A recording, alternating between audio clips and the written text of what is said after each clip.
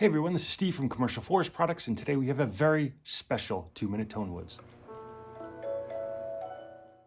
You may remember me from such viral video classics as explaining Paulownia lumber in 23 seconds in the middle of a windstorm without the benefit of a microphone, or the time I went to a bass jam near LAX airport.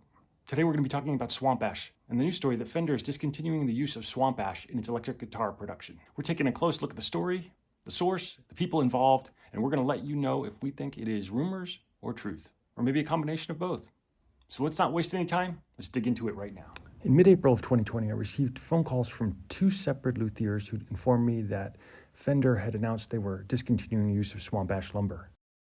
A quick Google search took me to the gear page where I found a forum posting which someone referenced a news story coming out of Australia from a Fender dealer in which they made this announcement. The article quotes Fender Vice President Max Gutnick and gives some explanation for why they are curtailing their use of swamp ash. However, this release by the guitar station out of Australia actually raises a lot of questions, and one of which being, well, why is the guitar station out of Australia the one to be announcing this? Where is Fender's official statement? So I decided to look into their article a little bit further and see what I could find out. Before I do that, though, I'm going to head over to the Fender site and just to show you an article about why this is such a big deal. Basically, Fender created the market for swamp ash.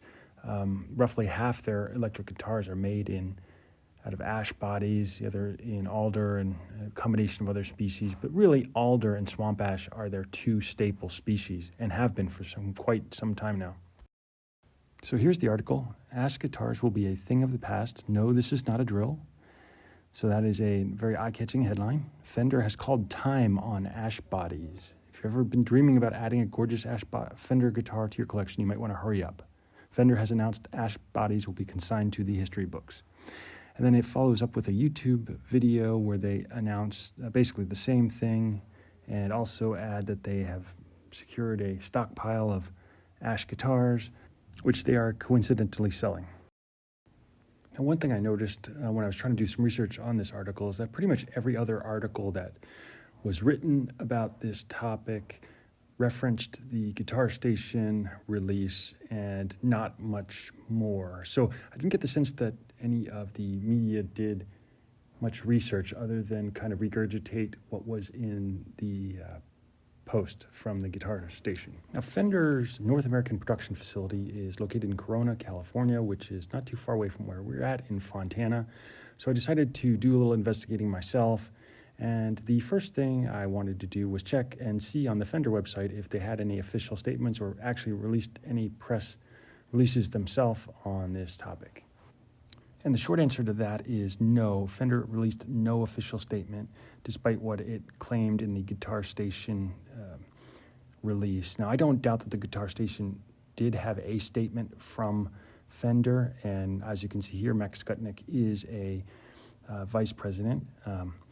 But my guess is, and I don't know this because I'm not a dealer, but I'm guessing that they received a correspondence as one of many Fender dealers about what's going on with the company, and they decided to incorporate that into a press release, which may not make Fender very happy because I know on every email I've ever received from Fender, they say at the bottom, don't share with anybody, it's for your exclusive use only.